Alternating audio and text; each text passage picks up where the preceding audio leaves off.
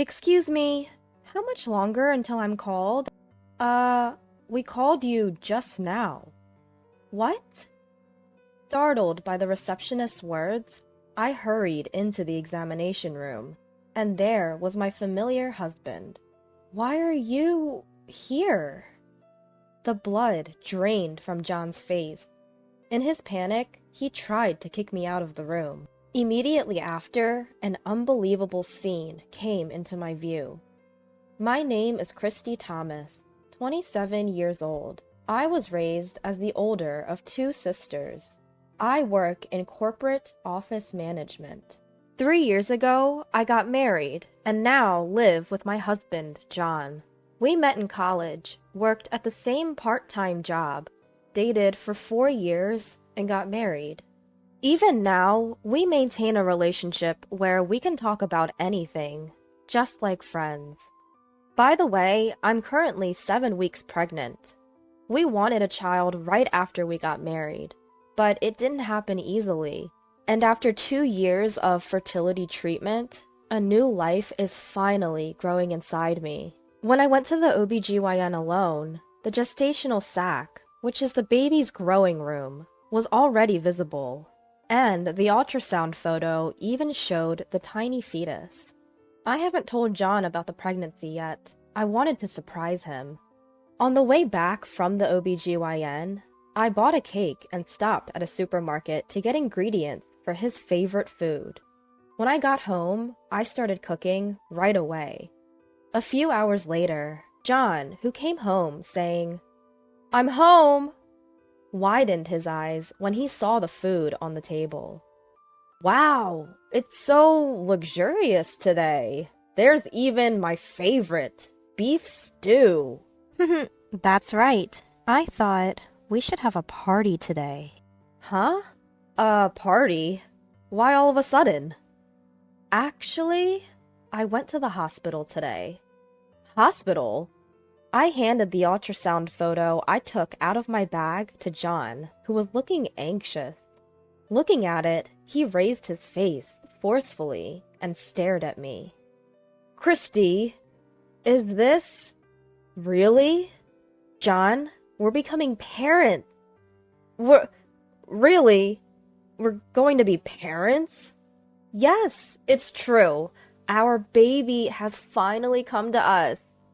I'm just so surprised. I'm lost for words. I know, it doesn't feel real, does it? But it's true. Our baby is really growing inside me. Growing steadily. Oh my God. Everything seems to be growing fine. Together, John, we're finally becoming parents. With every word I say, the reality of it slowly sinks in. Tears start flowing from my eyes, and before I know it, I can't stop them. John must be really happy too. He hugs me tight, his eyes also brimming with tears. Over and over again, he says, "Thank you," with a grateful smile on his face. Ever since that day, John has been taking on even more of the household chores than before. We used to share the housework, but now he's taken over cleaning the bathroom because it's too dangerous for me. He's also been proactive about grocery shopping for heavy items like rice and water. But that's not all. In order to reduce my burden even a little bit, he started making appointments for my prenatal checkups on his own. He's been asking about my schedule and making my checkup appointments for me, since I'm not so good with using the internet. I've been experiencing mild morning sickness, but not enough to keep me bedridden, so I've continued to work as usual. When I get home, I make dinner and wait for John to come back. He's been working overtime a lot since about a year ago, and usually doesn't get home until after 9 p.m. This night, though, he didn't come home even when it was past 10 p.m. Whenever it gets past 9 p.m., he always calls, but tonight, there's no word from him. I try reaching out to him, but there's no response, so I wait for him anxiously.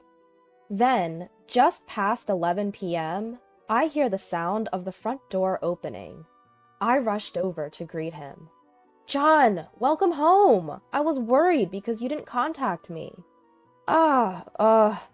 Sorry. Something came up. But you weren't supposed to have overtime today, right? Did something happen? No. Just got some unexpected work. His eyes are clearly avoiding mine.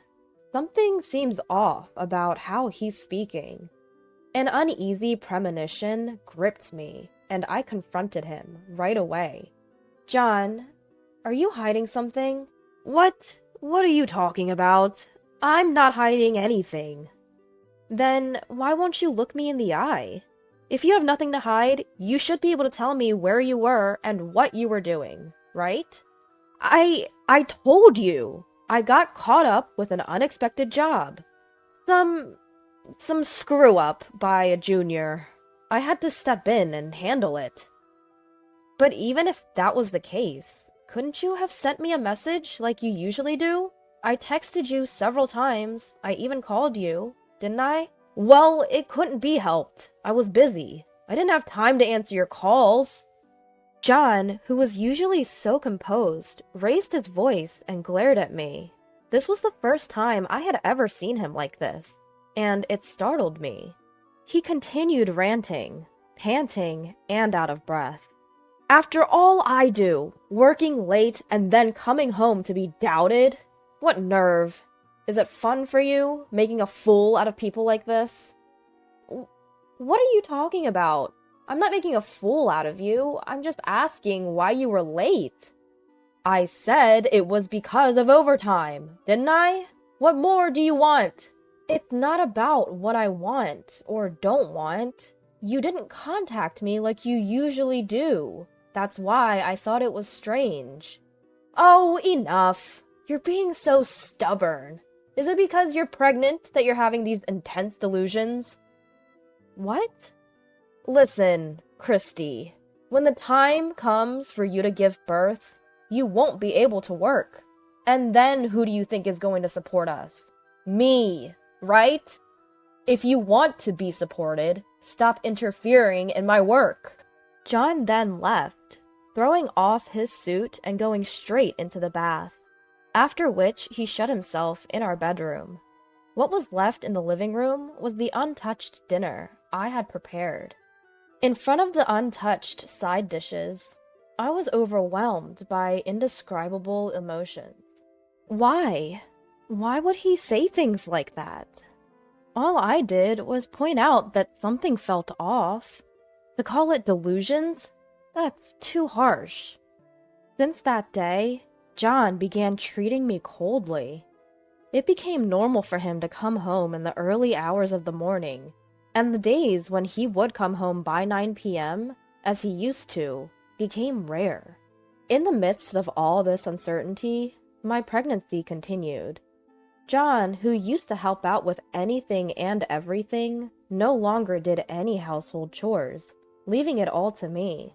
The strain of doing the housework while being careful not to exert too much force on my stomach gradually wore me down.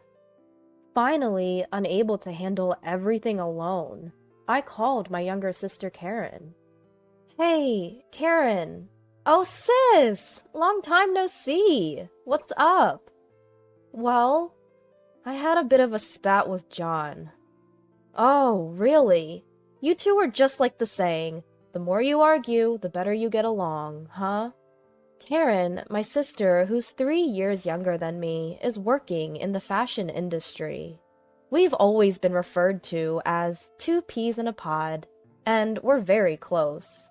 During my dating days with John, she was my go-to for advice. She's an irreplaceable part of my life. That day, too, she listened to me for almost an hour before I ended the call.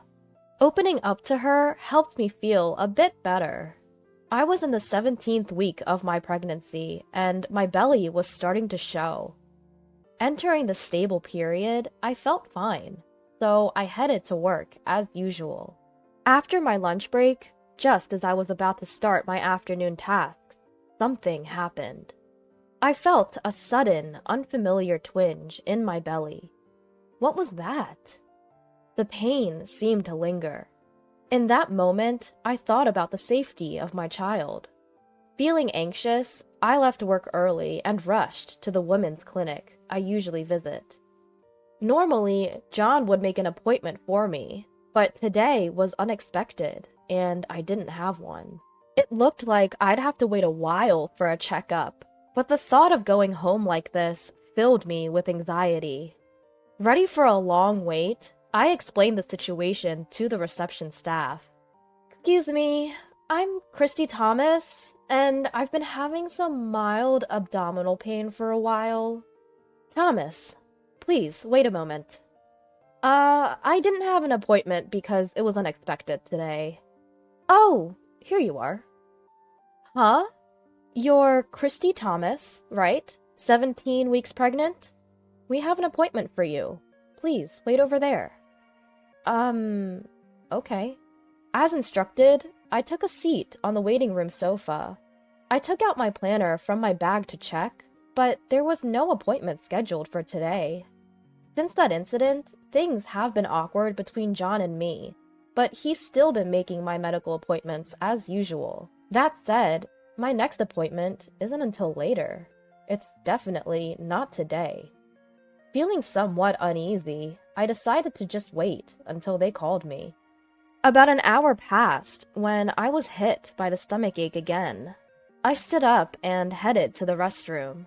And yet, my turn still hadn't come. Even for a busy clinic, I should have been called by now. Could it be that I didn't really have an appointment? I went back to the reception desk and asked a different staff member. "Excuse me, do you know how much longer it will be until I'm called? May I have your name, please?" "It's Thomas. Christy Thomas. I've been waiting for over an hour." "Thomas. Oh. Is there a problem?" "Well, you were called just now." "What?"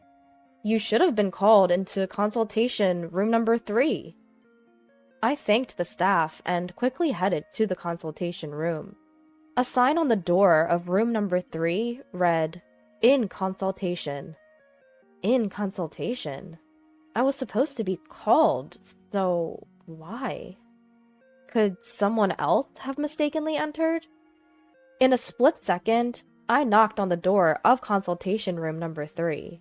A nurse opened the door and asked, "Can I help you?" I'm Christy Thomas. I had to use the restroom earlier, and..." "Christy Thomas?" "The receptionist said I was already called, but the sign said in consultation, so I thought maybe someone else had gone in." "Wait, you're Christy Thomas? But she's already inside." "What?" No matter how I thought about it, something was off. Convinced of this, I pushed past the nurse and forced my way into the examination room. That's when it happened. An unbelievable sight met my eyes. "Why are you here?" There, in the room, was none other than my husband, John. The moment he saw me, he started speaking in a flustered manner. Christy, what are you doing here?" "That's what I was going to ask. Why are you here?" Could it be, John? Did you make the appointment under my name? But why?" "Just get out, for now." John tried to forcefully push me out of the room. However, given this obviously strange situation, I couldn't just back down. "John, explain this to me. Why are you here right now?" I'll explain later. So, for now, I want an explanation now. You can't expect me to just accept this, can you? I'm begging you. Just leave for now." While I was arguing with John, the doctor, probably returning from an internal exam, came back, looking puzzled. "Wait, Christy, huh?" Seeing me, the doctor's eyes widened. Doctor, I just got here. Huh? Then who did I just examine? Just as he said that, the door to the exam room opened. Coming out of the room was none other than my sister, Karen. Oh, Karen? I had absolutely no idea what was going on anymore. Why is Karen here? Well... My frustration grew at Karen's hesitations. I confronted her. Why is the appointment under my name? And why did you come out of the examination room? Then the doctor, who had been listening, opened his mouth. Mrs. Thomas, I apologize for not realizing it was not you. She was wearing a mask, so I couldn't tell. But I thought it was strange. You're supposed to be 17 weeks pregnant, but the baby was too small. It was no wonder the doctor didn't realize. My sister and I look so much alike, and she was wearing a mask. Doctor, the person you just examined is my sister, and that man there is my husband. What? So, you mean the father of the baby I just examined is... The doctor's sharp gaze locked onto John. I could see the color draining from his face. And at that moment, I finally understood everything. John? Karen? I need an explanation. From the beginning. Whether they had given up or not, they slowly started to speak. According to them, they had been in a relationship for about a year. While I was struggling to get pregnant and undergoing fertility treatments, they claimed temptation got the better of them. Then my pregnancy was confirmed. At first, they were purely happy, but shortly after, Karen's pregnancy was also confirmed. Karen asked John to accompany her to the hospital because she was scared, and John, in his usual carelessness, mistakenly booked the appointment under my account. He noticed this just before we arrived at the hospital, panicked, pretended to forget the insurance card, and completed the check-in. While I was in the restroom, the staff at the front desk's shift changed. As soon as they called the name for the appointment, Karen must have slipped into the examination room without running into me. The doctor initially didn't realize it was Karen, since she was wearing a mask. But of course, during the examination, it became clear she wasn't me. And as the doctor was wondering about this, the real Christy arrived at the examination room. After that, I regained my composure and had my own checkup. The abdominal pain was diagnosed as transient, and there was no problem with my baby. I took my husband and sister and headed straight for our parents' house. I also contacted John's parents and asked them to come to the house. Once everyone was gathered, I explained to them the whole situation. Of course you're going to take responsibility, right? I asked. Stammering, my husband responded, Responsibility? Of course! I will continue to be with you, Christy. Huh? What are you talking about? We're obviously getting a divorce. But you just mentioned responsibility. The responsibility I'm talking about is alimony. I'm going to make sure you pay, both you and Karen, for what you've done. What? Wait a minute! I never intended to get a divorce. My husband's words sparked anger in my sister, who was standing nearby. What? You said you loved me more! Was that all a lie? Karen grabbed my husband's collar, and they started to argue. Their noisy squabble pushed my anger to its peak. I splashed the tea from the table on both of them, raising my voice as much as possible. Enough is enough! I don't care about your opinions! I'm divorcing John, and I'm cutting ties with Karen. You two just need to pay the alimony. Quietly! Wait, Christy! The one I love is you. Sis? I'm your sister, aren't I? Don't talk about alimony. Shut up! Both of you only say things that suit your purposes. How far do you plan to ridicule me? I will collect the alimony by any means necessary. If it means sending you two to hell, I'll do whatever it takes. If you get it, get out of my sight, you scumbags. At that, both of them began to prostrate themselves in front of me. Please forgive me, Christy. I beg you. Sis, I also beg you. It's too late for their repentance. What they did is unforgivable, and I have absolutely no intention of forgiving them. After that, my husband and I divorced, as expected. I blocked Karen's contact information and cut off all ties with them completely. They were disowned by their families and had to start living on their own. But John's affair was spread to his workplace through his parents, and because of that, he started receiving cold stares from his colleagues. Unable to bear the atmosphere, he continued to be absent from work without notice, and was eventually fired. Karen, on the other hand, was suffering from severe morning sickness, and had already quit her job. Now jobless, whenever they faced each other, they cursed at each other, and led a miserable life. They began living together, but they hadn't gotten married. I think they won't support each other as a married couple in the future. As for me, I moved back to my parents' house and am now leading a pregnant life. I switched my job to remote work and am anxiously waiting for the birth of my child.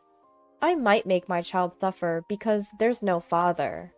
Even so, I intend to love this child with all my heart, in my own way. My name's Tiffany. I'm 37. My husband Joseph and I have been married for 15 years. We have 2 boys aged 13 and 10.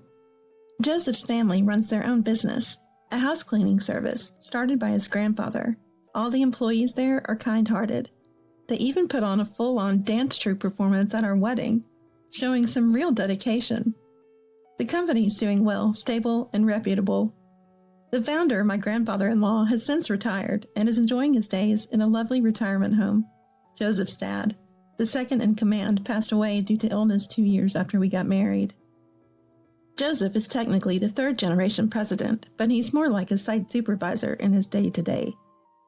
The ones calling the shots are my mother-in-law, Kimmy, and Joseph's sister, Donna. Kimmy's the vice president, and Donna's the executive director. The founder and my father-in-law always treated their employees with respect and trained them well. That's why the staff is competent and adept at handling any issues that arise. This stability is a testament to their hard work. Joseph is doing his best to follow in their footsteps, prioritizing his employees. But Kimmy and Donna, the vice president and executive director, just don't seem to get it. They lack that sense of genuinely valuing the staff. Joseph always says, "The company runs thanks to our employees." But all Kimmy and Donna do is scoff at him. 90% of Joseph's complaints about work are about them. I don't work for the family business. I have a job at the city hall, so I don't really understand much about the family company. I wish I could wield my status as the president's wife, confront the vice president and the executive director, and tell them off for their attitudes. But that's just not possible. Especially since Joseph is the president only in name, which means I don't have any real authority to speak of. The sad news came in winter. My father had passed away. We found out about his illness in the summer. He was hospitalized at the end of autumn for treatment, but he didn't make it to the new year.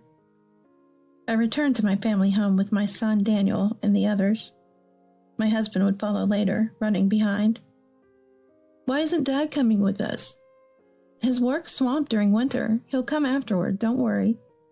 His family's business is booked solid with cleaning jobs, yet he'd make it somehow. Said he'd find a way. The boys seemed anxious. It was their first funeral. My mother, she was the face of the funeral, worn and weary. I stood by her, a heartbroken daughter, planning the ceremony, waiting for my husband's arrival. I was hurting, anxious, in need of support myself. I tried to look away from the coffin holding my father as much as possible, keeping busy for caring for Mom and the boys. That's how I was coping. My husband arrived the night before the funeral, straight from work in his work clothes.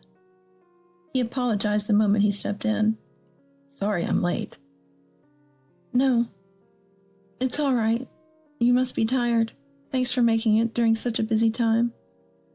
"Can I pay my respects to your father?" "Yes, this way." He closed his eyes, praying earnestly to my father. Seeing him, tears just wouldn't stop. It was a relief, too, I think. That made me cry out loud, despite my age. He wrapped his arms around me gently. Then came the funeral day. The presence of my husband calmed the boys down a bit. Mother was still visibly drained, but she held on till the end. After everything, one of the boys remarked, "Strange. Grandma and Aunt Donna didn't show up, did they?" "It's a busy season. Maybe they are working hard, so Dad could be here with us." We'd stay a few more days, but my husband had to return to work the next day. "Joseph, give my regards to Kimmy and Donna." "Sure, but if they couldn't make it, they could have at least called me," he said, frustration clear in his voice. I agreed but kept silent, knowing well it was their peak season too. 3 days after my husband left, my sons and I also went back home. When I got home, I went over to my husband's family's place to say hello. I had to report that the funeral went without a hitch and to thank them for allowing my husband to attend during such a busy time. And of course, I brought a cake to the family office, but something seemed off when I arrived. Papers were scattered all over the desks. Empty takeout containers were overflowing from a trash can. And there, to my surprise, was a sleeping bag. A familiar one. It was our sleeping bag. "What's going on here?" I exclaimed in shock. Just then, my husband emerged from the bathroom, looking utterly exhausted, his hair a mess like a bird's nest. "Ah, Tiffany, you're back. How's your mother doing?" he asked wearily. "Yeah, I'm back. What happened here?" I questioned, puzzled. "Well, this..." He sighed deeply and slumped. "The employees had collected some money to buy a gift for your father," he explained. "What, really? They shouldn't have. Oh no, this cake is definitely not enough then," I realized, feeling a bit guilty. "But wait, there's more," he continued, blinking slowly, his eyes heavy with fatigue. "With that money, Mom and Donna went on a trip," he revealed. "What?" I was astounded and dropped the cake box, which hit my foot. But that wasn't even the main issue. As I wiped my foot, I asked, "A trip with the money for the gift?" "Yeah, when I got back from the funeral, the house was empty. I called them, worried, and they said, 'We're on a trip with some extra money we came into.' Can you believe that? They called the money the employees had gathered extra income. I was dumbfounded. It's so inconsiderate, I couldn't believe it. I felt terrible for the employees and for your mother." He looked so downcast that I stopped wiping my foot and started to rub his back instead. My foot was still dirty, but my husband seemed to be in a worse state. "They laughed it off when I told them to come back, saying I was making too much of the busy season. Sure, it's busy, but taking a trip with the money the employees collected, and not even showing up at the funeral? I can't believe my own parents and sister are like that." "Yeah, I'm shocked too. But it's not your fault. Don't be so hard on yourself. Why is there a sleeping bag here, though? Have you been staying here?" I inquired. "I had a lot of paperwork to do. There's always more during the busy season. And now with Mom and Donna gone, without finishing their work," he trailed off. So that meant my husband hadn't had a break from work since the night before the funeral until today. I rushed my husband home. While he took a nap and returned, I was in charge of the office. Answering the phones and cleaning were within my wheelhouse. Cleaning the office, I felt my anger rising. I was too shocked to be angry when I first heard my husband's story. Kimmy and Donna had disregarded their own father. They scoffed at his advice, mocked the employees' feelings, and on top of that, they They were careless and irresponsible at work. I couldn't forgive such a pileup of unpleasantness. Just because I'm the wife of a normal president doesn't mean I should step back. I'll give Kimmy and Donna a piece of my mind when they return. My husband looked better after some sleep at home. That was a relief. While I was updating him on the phone calls received during his absence, a taxi stopped in front of the office. Out stepped Kimmy and Donna. "We're back. Oh, Tiffany, is the funeral over? We got the gift money. Here's a souvenir for you." I was taken aback by Kimmy's words. They got the gift money? Unaware of my grimace, Kimmy pushed the souvenir towel into my hands. "Mom, hold this. Joseph, help Mom with the luggage." Donna was acting too normal. They had been on a trip, hadn't they? Taking the gift money? Abandoning work during the busy season? What are you thinking? A whole mess of insensitivity. "Mom, Donna, I told you to cut the trip short and come back. It's crazy to take a trip with the gift money." "What? Are we still talking about that?" Kimmy twisted her face in displeasure. "The money from our employees is originally the company's money, right? It returned to us from the employees. There's no problem using it." "What? How does that make any sense?" "The money wasn't given to you, Mom. It was collected for Tiffany's father by everyone." "Exactly." "Huh? Tiffany's father has nothing to do with our company." "They all attended the wedding, so they know him." "Knowing him means they should take the company's money? That's like being parasites." "They gallivant around with the benevolence of others and call people parasites? I can't stand it anymore. What do you mean by parasites?" "Huh? Are you mad? Why?" "Why? Well, look, Tiffany, that's our money, so it's up to us to decide whether to give it to someone else or not. Understand?" "Huh?" Kimmy and Donna seemed completely unapologetic. Their faces say they don't understand why I'm angry. I'm the one confused by what Kimmy and Donna are saying.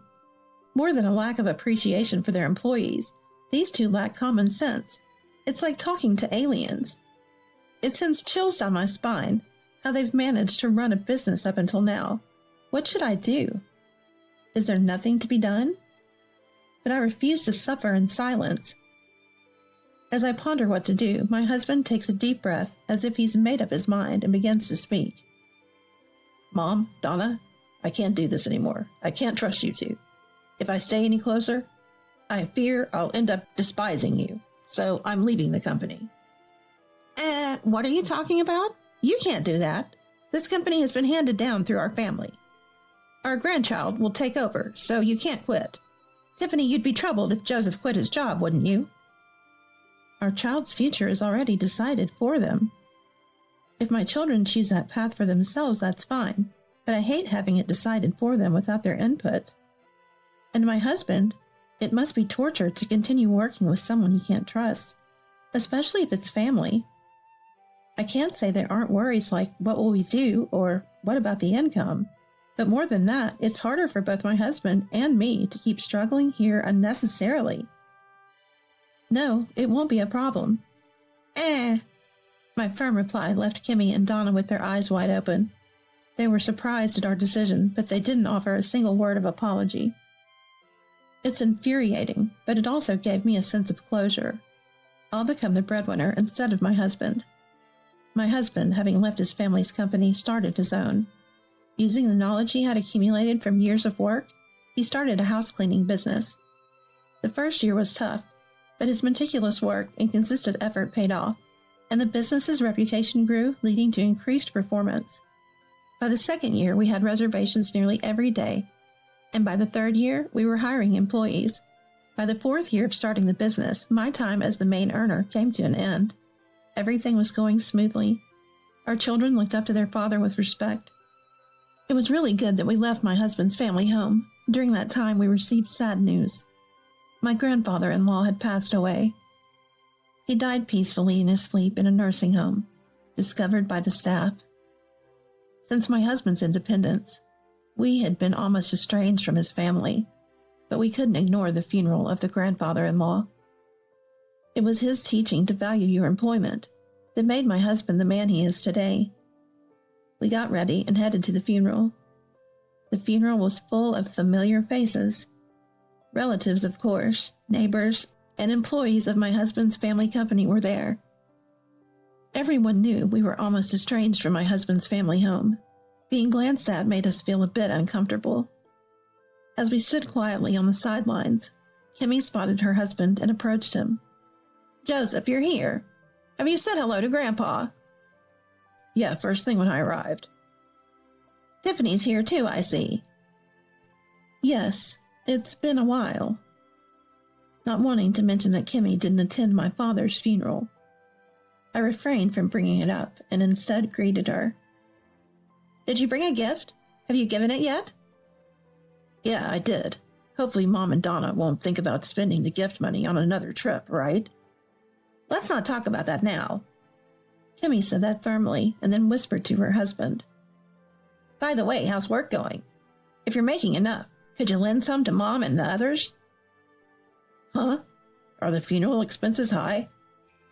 "That's part of it, but could you just lend us $10,000 for now?" $10,000? I can't just come up with that kind of money on the spot. "What a letdown. I thought I could count on you." She snapped and stormed off. The boys were in shock. Understandably so. Being confronted with such a demand would startle anyone, let alone a child. We decided to take them to the grocery store outside to distract them, where we ran into Kevin, a longtime employee at my husband's family company. "Joseph, long time no see. Thank you for coming to Grandfather's funeral." After exchanging greetings with Kevin, the conversation continued. "Man, ever since you left, our company has been struggling. The young folks keep quitting, leaving us only us old-timers. Really, I hope it's not because of something Mom and Donna did. No. It's more to do with the revised pay scale and bonus cuts. Those two seem to lack a sense in business management." Kevin chuckled weakly. "Well, it's the same folks who think it's fine to spend the employees' salaries, essentially our money, however they like." Ever since the business started going downhill, the vice president and the manager have become harsher. They used to be different, but now they snap over the smallest things. Just between us, everyone's saying it's better to leave such a company. That's rough." Their conversation seemed like it could go on forever. I settled the bill with the boys and decided to head back to the funeral before my husband. Exiting the grocery store, I saw two of them still deep in conversation inside. My husband finally returned just before the funeral service was about to begin. I was worried you wouldn't make it in time. "Sorry, there was a lot to catch up on. Listen, Tiffany, there's something I want to talk to you about." Just as he was about to start, the funeral began. It wasn't the right time for a heart-to-heart. He whispered, "Later," with a look of determination. The service went by without a hitch. The empty feeling that follows a funeral never gets easier, no matter how many times you go through it. The boys seemed just as melancholic, sticking close by me, not wanting to stray. "Tiffany, what about what I was trying to say earlier?" "Oh yeah, what about that?" "I'm thinking of hiring more employees." "Really? That's great. Means the business is doing well." "Yeah, so I'm considering moving to a bigger office. I'll be buying more equipment too, which might mean my income will temporarily decrease." "Are you planning to expand that quickly? Isn't it a bit too rushed? Even if you hire more staff, it takes more time to learn the ropes. Seems a bit reckless to me." It was an unusually assertive move for my husband. He's usually far from reckless. What's gotten into him? No need for training. In fact, I'll be the one learning from them." "What?" "Remember the person I was talking to at the grocery store? They're going to transfer to our company. And while we were talking, some other employees joined in. 5 of them are coming to work with us," he said excitedly. "No way." "It's true. Look over there." He pointed, and there were Kimmy and Donna, chatting with a group of 5. Kimmy stood with her mouth hanging open, looking dumbfounded. Donna had twisted her face into something devilish. I whispered to my husband, Are they discussing the same thing over there? Yeah. Said she'd yell and wouldn't have a proper conversation in public, so they'd talk right after the funeral. Wow. I looked again at the group. Sure enough, they were familiar faces. The ones who had recreated the dance perfectly, unforgettable. They were going to join my husband's company, the main force behind his family's business. The stability would be on a whole new level. Unconsciously, a smile crept on my face. Donna, eagle-eyed, caught my loosened expression and glared at me with the eyes of a murderer. What's so funny, you thief? Taking our brother away from us? And now our employees too? What grudge do you have against us to do this, you devil? I couldn't comprehend why Donna screamed that. As my eyes widened, Kimmy's face lit up. Oh my, it's you again. Of course, it has to be you. Otherwise, why would these people say they're leaving our company? You must have said something to them. We'll sue for damages. What? I don't recall doing any such thing. Stunned, my husband spoke up on my behalf to Kimmy and her cohorts. Mom, Donna, enough is enough. Tiffany has nothing to do with this. Those 5 left the company because their salaries were cut due to poor management. What are you talking about? Suggesting poor management? How rude. We're discussing why everyone is resigning. It's partly because of the terrible way Mom and Donna treat their employees. They fly off the handle based on their mood. It's impossible to have a conversation. And I've heard they threaten pay cuts if anyone disagrees with them. What? We've never done that. There were still relatives and neighbors at the funeral. Kimmy panicked at the mention of poor management and intimidation. But panicking now was useless, because it was the truth. I heard they were planning to leave, so I asked if they'd join my company. I couldn't stand to leave Grandpa and Dad's cherished employees in such a terrible workplace. The job offers at my place were all my idea. Tiffany wasn't involved. That's impossible. It's definitely her fault. That woman is to blame. Stop making her out to be the villain. Deep down, you know the truth. The villains are Mom and Donna. As my husband said this, Donna jumped up in frustration. Kimmy collapsed to her knees.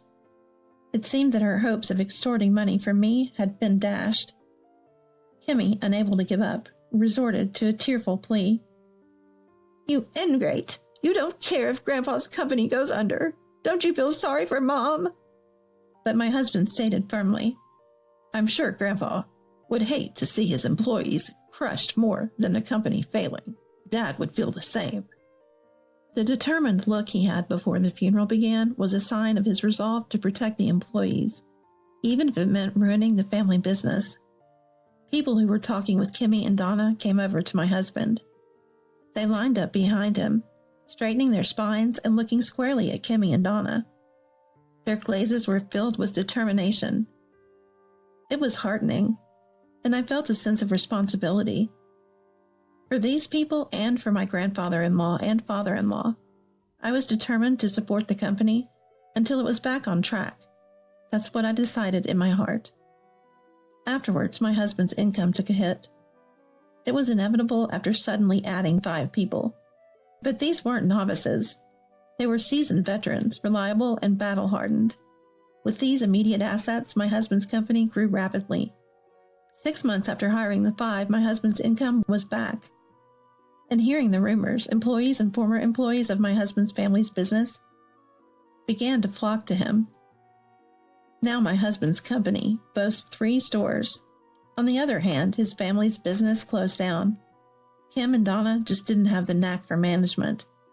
They took their seats for granted, never bothered to learn, and were quite reckless with money. When my husband, who had been there restraint, left the company, the management quickly deteriorated. 3 years after his departure, the business was beyond saving.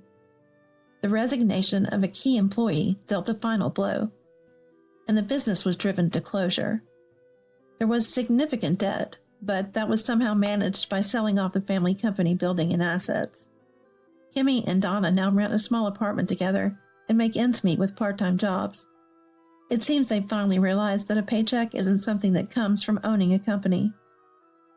My husband's company is planning to open its 4th store. He's expanding the business smoothly. It seems that the sense for business that Kimmy and Donna lacked, my husband had all along. When I mentioned this, he humbly said, "It's not me. It's all thanks to the employees."